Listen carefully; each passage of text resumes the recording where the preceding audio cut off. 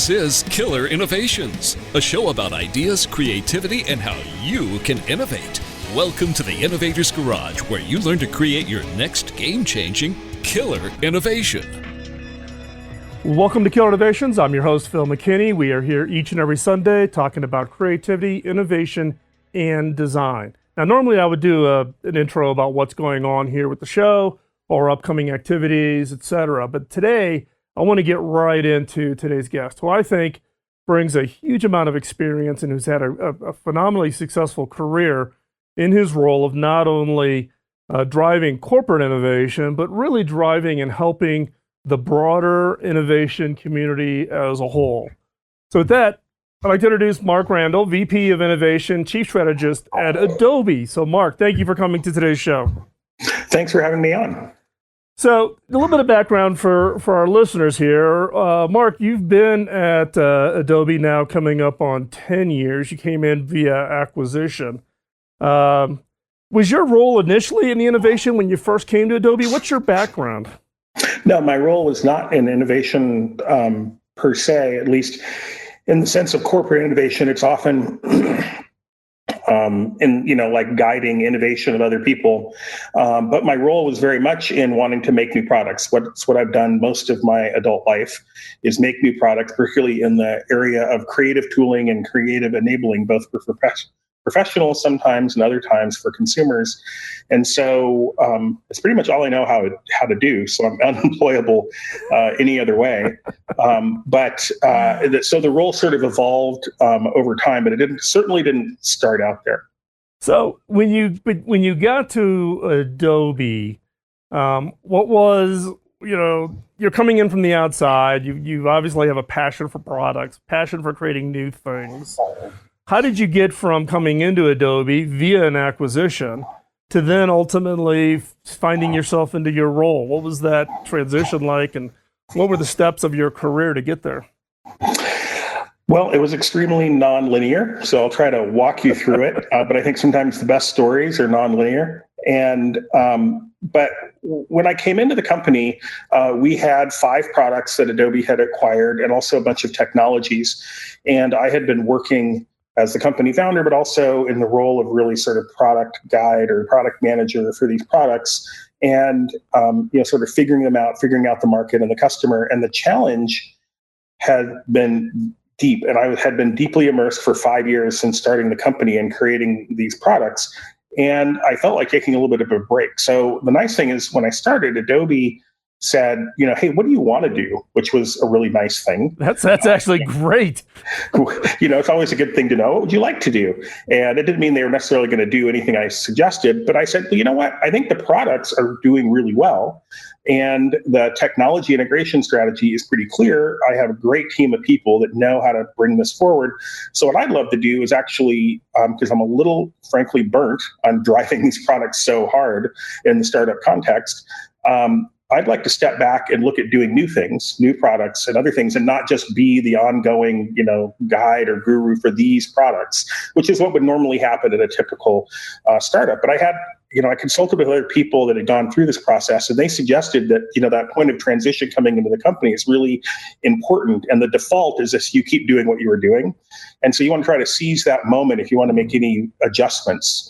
And so I did that, and credit to Adobe, they said, well, that sounds interesting. Why don't you take a role that's involved more in our long-term strategies? We're trying to figure out what's coming up in the future, where we should be guiding our technology investments and even acquisitions. And I had never really done anything like that, certainly in the context of a huge 15,000 person company.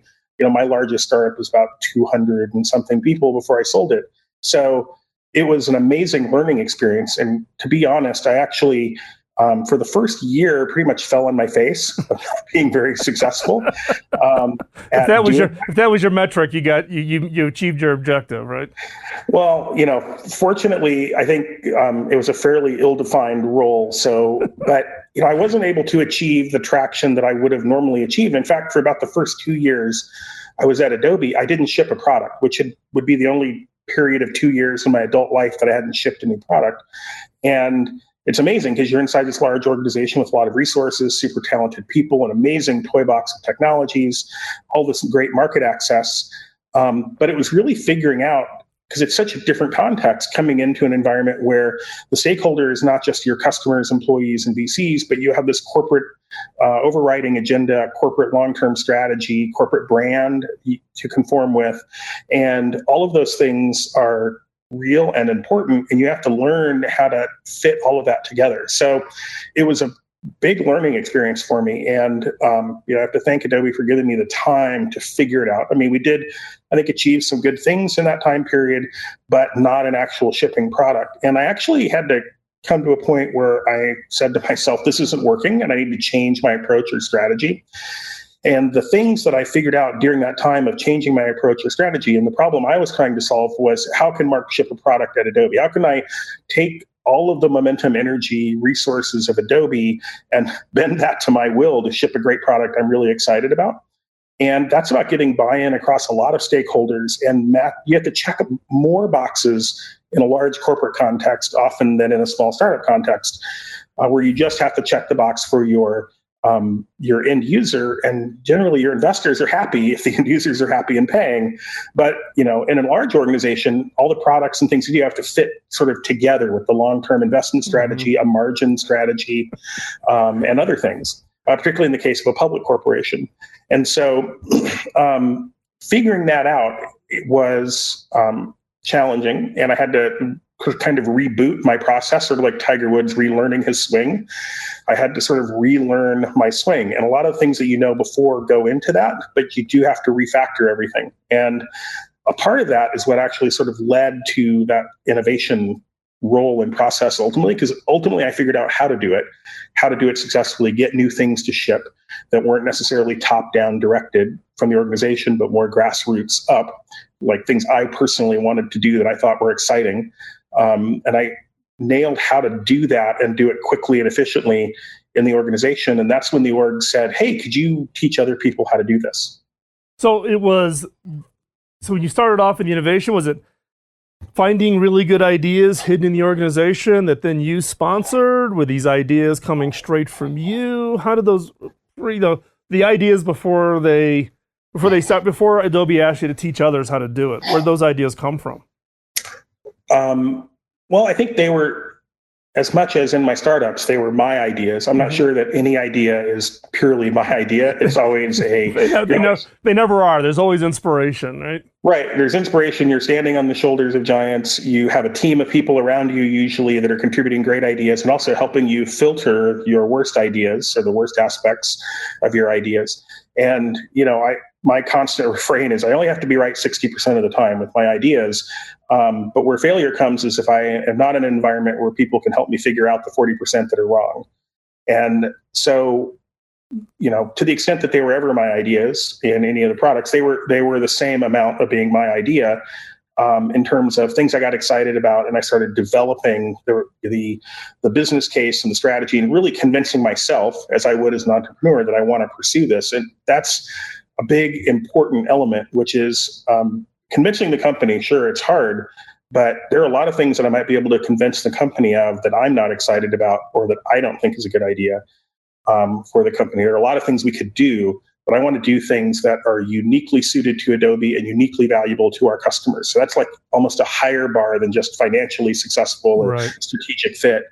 And so I sort through a lot of different ideas, concepts, directions, and then slowly would hone in on the ones that I really wanted to pursue. And I was able to make those eventually, figure out how to make those successful in a large organizational context.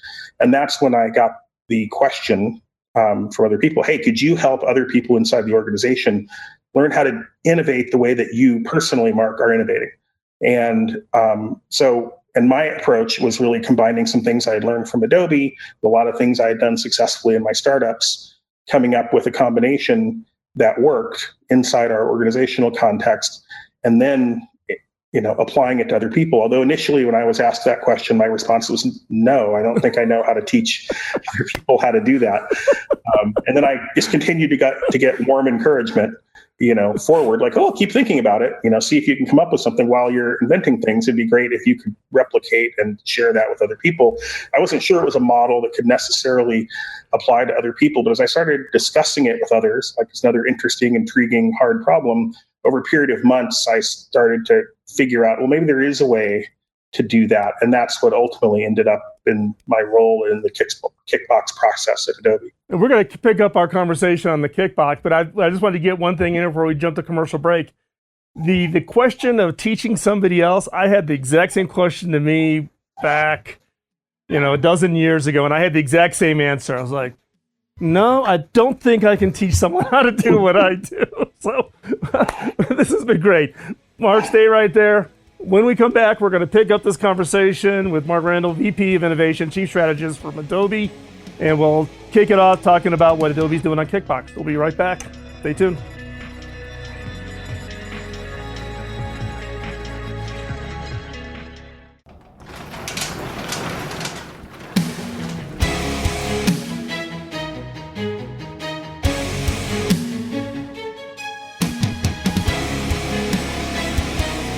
This is Killer Innovations, a show about ideas, creativity, and how you can innovate.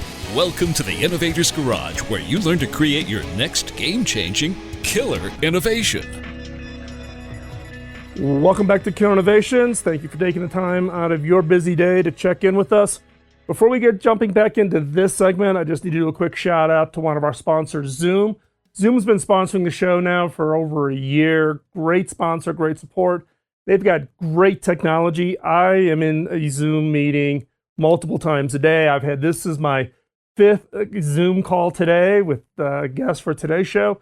It's a tool technology that I've become absolutely dependent on with my team scattered around the world, so go check it out. Also, I want to do a little shout out. Zoom is holding their first user conference in San Francisco towards the end of September called Zoomtopia. So check that out. We'll have some information out on our site, or you can go over to zoom.us. Zoom has also made available a free account to listeners of Killer Innovations. That account will allow you to collaborate with up to 50 people on a video call. It's a free account. Hop on over to killerinnovations.com/Zoom to find out more. Let's continue our conversation here with Mark Randall, VP of Innovation, Chief Strategist at Adobe. So, Mark, just as we were going to commercial break, you were talking about the work that you did in Kickbox. So describe a little bit about Kickbox, but also give us a little background on the problem you were trying to solve that became kind of the nucleus for Kickbox. Sure. I'll start with the problem. So the fundamental challenge is one that I think is existent in all large organizations that are trying to create new value for users, which is that the world is evolving faster and faster, changing faster and faster. And we've probably all seen the statistics about the longevity of somebody being in the Fortune 500, an organization. It used to be if you were in the Fortune 500, you would stay in the Fortune 500 for decades. Today, companies can filter in and out of the Fortune 500 very quickly because the world is changing so quickly and the rate of change is increasing exponentially. And so that's something that we are, I think, healthily paranoid about at Adobe, because I think you have to be successful. And so we're always looking at how do we apply our scarce resources more effectively to solving hard customer problems every day. And how do we keep upping our game in doing that continually? It's not just going past the 4-minute mile, right? It's like after that, we have to figure out how to do a 3-minute mile. And so, and that's because the world is evolving so quickly. And one of the problems is, particularly as your organization is successful, you're getting larger. So you're getting more people, larger budgets, larger resources, you're booking more revenue, you're having more processes and systems that allow you to meet the needs of those existing customers. And kind of naturally, that starts to become a drag against, or friction against the innovation process of discovering new things for either new customers or existing customers. So that's the fundamental problem we were trying to solve. Some people look at innovation, particularly grassroots innovation efforts, and say, oh, well, our goal was to try to involve more people in the company in innovation. And I'm not sure that's exactly the right goal, unless you think that that's going to get you to your ultimate goal. We really started with the ultimate goal, which is we have to be more effective with our resources, returning more value to our users, with those investments, which means, and we also have to stay ahead of a competitive threshold because we don't want to be doing Me Too products. If somebody else is already solving a problem really well, that isn't necessarily a market we need to go into. There's all sorts of new problems that are emerging that are high value problems for customers that we want to solve. So it's identifying those and figuring out where is that cohesive customer, what is the nature of that problem, and how do we define it exactly? And then how do we come up with a novel solution that's going to be more cost effective or generate more value for the end user faster? So I think that was ultimately the impetus when I was asked, hey, can you teach other people how to do innovation the way you're innovating your own products inside Adobe? And that led to, initially me saying no, and then thinking about it and coming up with, well, maybe there's a process. Maybe there's a way that you can enable other people to have the same opportunity. I wouldn't say innovate in the same way because all products, customers, and problems are different.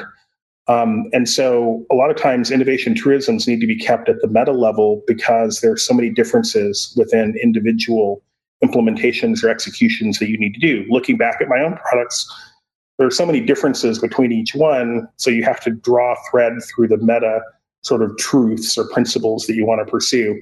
And that's what I tried to do in creating this process that we use internally at Adobe for grassroots innovation called Kickbox. And now I'll transition to you ask me what it is. So let me give you a brief overview of what it is. Kickbox is a red cardboard box that we give people that actually contains everything they need to pursue an idea, or if they don't even have an idea, it has a lot of process and help to come up with new ideas inside of it. So Kickbox is this tool. They come to a 2-day workshop where they receive their box. Inside the box, it is loaded with a 6-step process that walks you through how to develop a new idea and successfully test that idea out with customers, and then bring that data back and use it to justify increased investment from the organization. And the box also includes a prepaid credit card with $1,000 on it, which is enough money for them to usually be able to go out and do some early testing with end users, not of the product, because that's not enough money to build a product, but to test the value proposition of the product. And that's important because at Adobe, we know how to build products. We've been doing it for decades. So that's not the risk factor. And with innovation, it's all about eliminating risk factors. And the biggest risk factor is actually not that we can't build a product, it's that we build the wrong product, right, or the product that customers don't value enough. Yeah, so I mean, it's interesting because if I remember the timing when you came out with Kickbox, but it took the innovation community by storm. There's been a lot of interest in this Kickbox. Yeah, it's been really gratifying to see other people. So after using it at Adobe, actually for a couple of years, during that time, other people started to hear about what we were doing. It wasn't a secret. It's just, hey, here's this weird process we came up with at Adobe. And people would call me and say, hey, I heard this crazy stuff. Well, in one case, it was from some consultants that were at Adobe that talked to some people that had done Kickbox. Then they were consulting at another company and they were bemoaning their problems with grassroots innovation. And they said, oh, I used to see the crazy stuff Adobe's doing. So somebody calls me and I'm like, oh, sure. Let me just walk you through it. And they're like, really? Does that actually work? Are you allowed to do that? And so I said, well, we're doing it and it's working great for us. And so other people started to adopt it. And eventually word started to spread. I got invited to talk at some innovation conference. I did so, and a lot of people started following up. And really almost as a self-defense maneuver, because I was starting to get a dozen calls a week from people at other companies, just randomly, hey, we heard you're doing this crazy thing. People were blogging about it, talking about it. I went back and we started talking at Adobe. I said, why don't we just open source this? And so we did. So that's great. So we're going to take another quick commercial break. When we come back, Mark, what I'd like for you to share is a little bit of your direct history, because I believe you have a big attraction of using Kickbox outside the U.S., but also just the other companies. So share with us some of kind of the results of the Kickbox activity. So when we come back, we're going to pick up our conversation with Mark Randall, Head of Innovation at Adobe. We'll be right back. You're listening to Kill Innovations on the BizTalk Radio Network.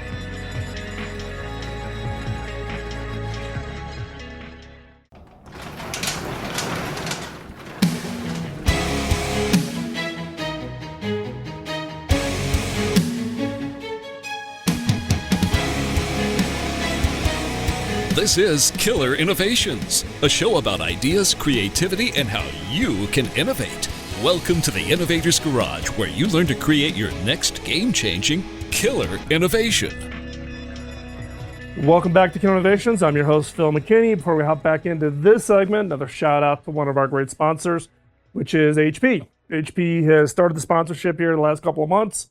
Now I know some of you are going to say, hey, you're biased. You're the former CTO at HP. Yes, I was. But, I've been gone for 5 years. HP reached out. HP is a great supporter of the charity work. So if you've been a long-time listener of the podcast or the show, you know this is not a moneymaker for me. It's my way to pay it forward, give it back. HP helped me start Hacking Autism when I was the CTO. They support it now that I run it as a standalone 501c3 here in the United States. And so HP coming alongside sponsoring the show actually helps provide funding to Hacking Autism. So I just want to give a quick shout out to HP. Thank you for the support. Thank you for the support of the charities that we're involved in, both that and Pioneer Education, the work that we're doing in Africa on teaching innovation and creativity to schools in Rwanda. HP is actually, we're in the middle of updating the studio here. We'll have a video here soon, hopefully. If I can finally get it wrapped up, we'll show you all the new gear, the new equipment for all you tech heads out there who've been asking for how the studio all got put together. And we'll do that soon. So check it out. You can also see what's latest coming on with the work that we're doing with HP. You can hop over to killerinnovations.com/HP. and see all the products and technologies that we are now using here at the show. So, thanks. Let's continue on the conversation. Mark, we were wrapping up at the previous segment, specifically talking about the rollout and the use of the Kickbox, but also of the other companies that have gotten excited about it. Talk me through a little bit about what's been the output on the other end of the Kickbox activity, both within Adobe, but also maybe some of the other third-party companies that have adopted the Kickbox program. Both new products and new features and technologies we put into products that are customer-facing and also internally facing, new initiatives that have been optimizations for Adobe in terms of our business processes internally. So not all innovations are necessarily external, although ones that people would know about are things like the music sync feature in Lightroom. Came out of a Kickbox innovation team. And so, but it doesn't just stop there because we open sourced Kickbox. So now anyone can go use the same Kickbox process that we developed for ourselves internally at Adobe. And now there are thousands of other organizations around the world who have been using Kickbox. And that runs the gamut from people like Cisco, who came up with 1,100 new ideas after deploying Kickbox to all 60,000 employees worldwide. And they based a process on Kickbox. This is open source. I encourage everybody that adopts it to adopt it to the culture of your organization and not just do Kickbox exactly as Adobe does Kickbox, but really to use the principles behind it and adapt it into your culture. We've also seen MasterCard do a terrific program based on Kickbox called IdeaBox, so they came up with 700 new ideas. Companies in Europe like Swisscom, Liberty Global, which is the largest cable provider in Europe, people like Vanage. We've seen organizations really across all industries, even industries that are not high tech. So it's not just a high tech thing. The people at Caterpillar, a 100-year-old heavy equipment manufacturer, are actually out of their first Kickbox group. They now have in development the first consumer product in their 100-year history that'll actually be sold in Home Depots, I'm told, before the end of the year. And so we're seeing it, across aerospace, telecommunications, financial products, consumer packaged goods. So it's not just a high tech thing, although it certainly works well in high tech.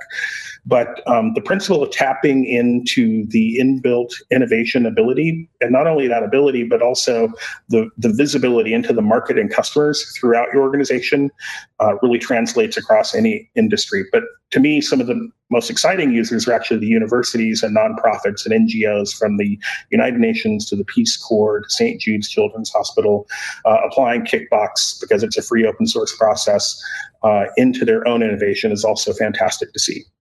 So here's a question.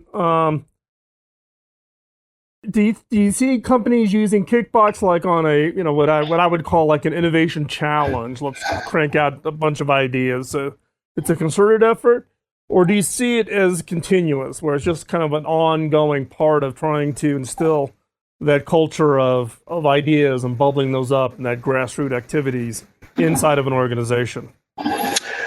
I think it depends on the organization and what their needs are. I certainly see lots of examples of people doing big innovation initiatives and adopting Kickbox as all or part of that overall initiative that they're deploying worldwide. And people have also added cool things and other ideas to Kickbox, which they share back with the community. I was in Europe a few weeks ago and got to meet with the Swisscom folks, and they showed me their Kickbox, and it was just awesome to see it. They had to translate it because it was all in German. But seeing the other ideas and the things that they had put in to what they were doing, and just sort of the different take and flavor on how they promote it. But I also see organizations using it on an ongoing basis, like particularly universities, where they're taking their hacker lab or their innovation education process and making it, hey, everybody that goes through this is the overarching process we use to drive that every quarter or semester, which is also great to see. Yeah.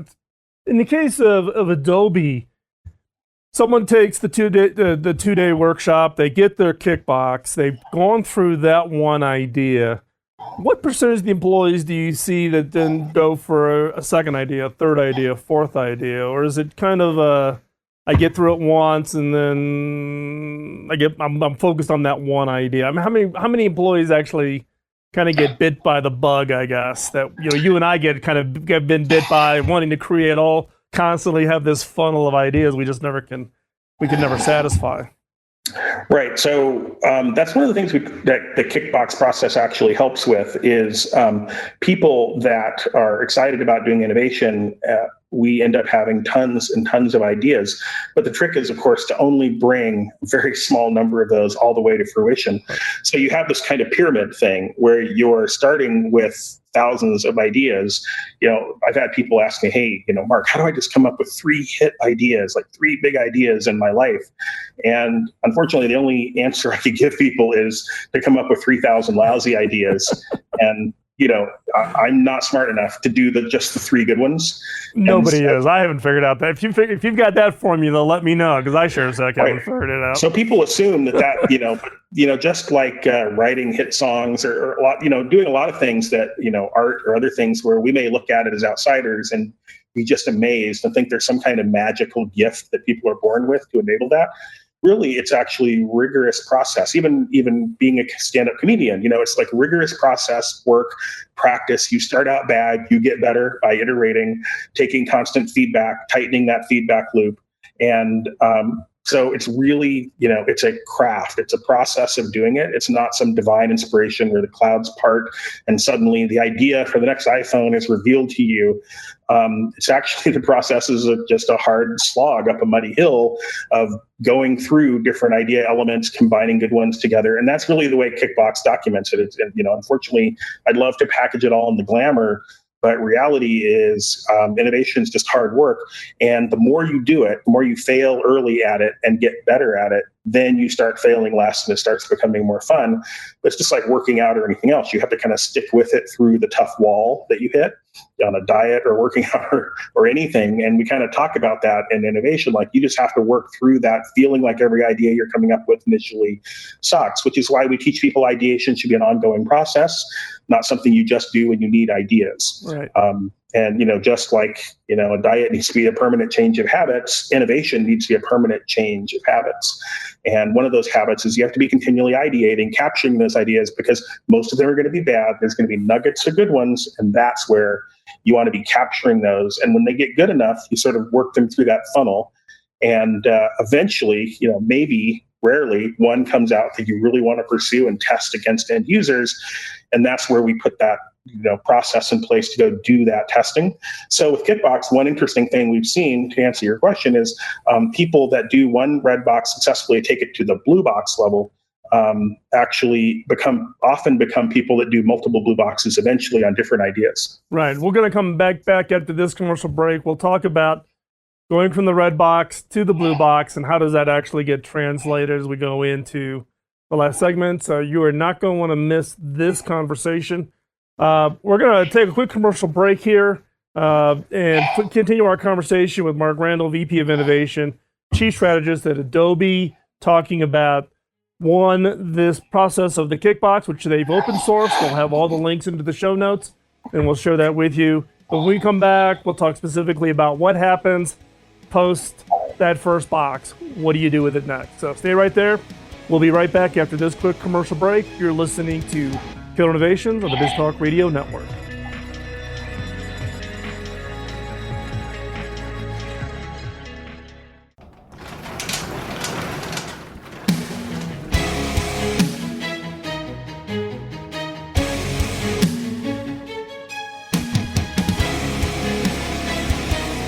This is Killer Innovations, a show about ideas, creativity, and how you can innovate.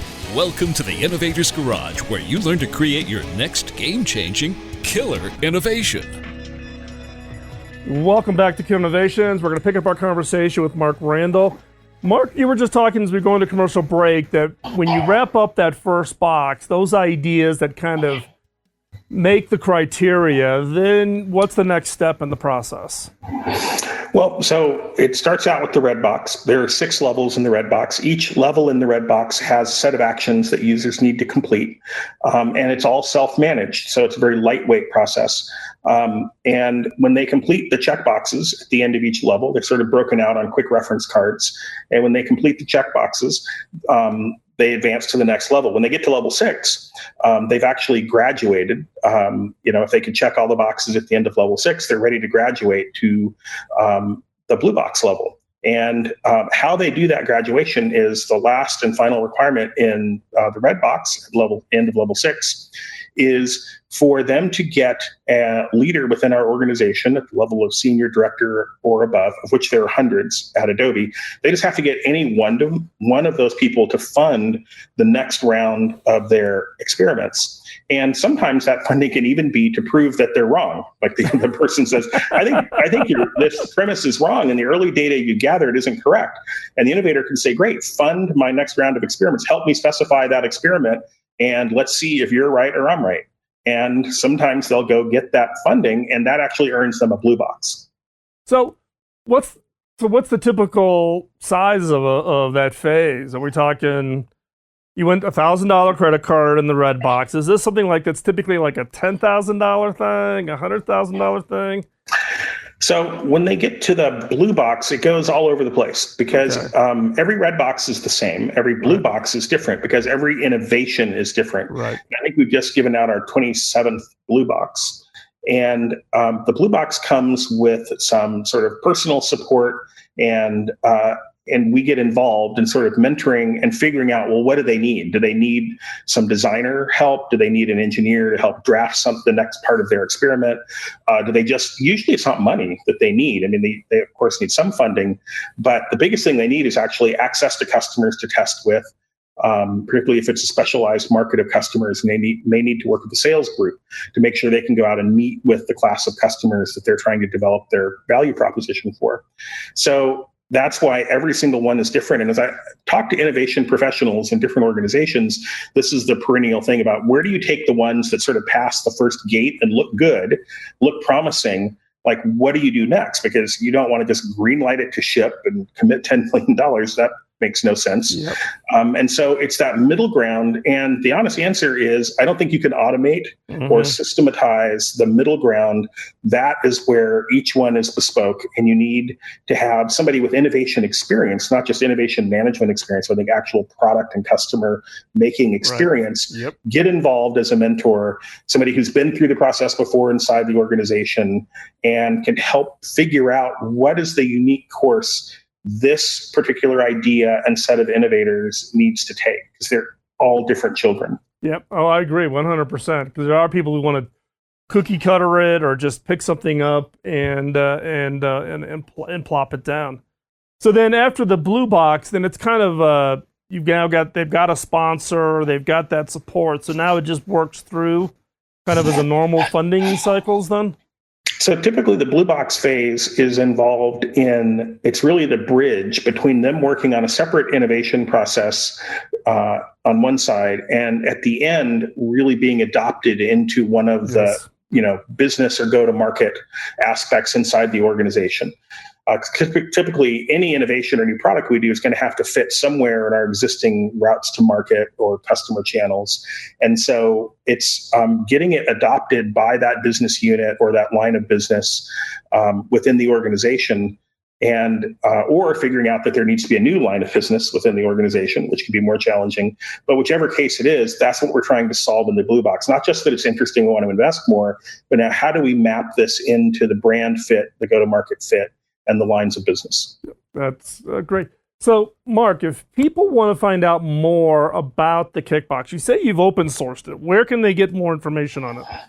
So you could just go to kickbox.adobe.com, and on the site you can go in, it's in your email address, it will send you the info. And so you can then download the complete package to make your own Redbox. And we've written out sort of everything we know or think about actually running the workshop, how to do it.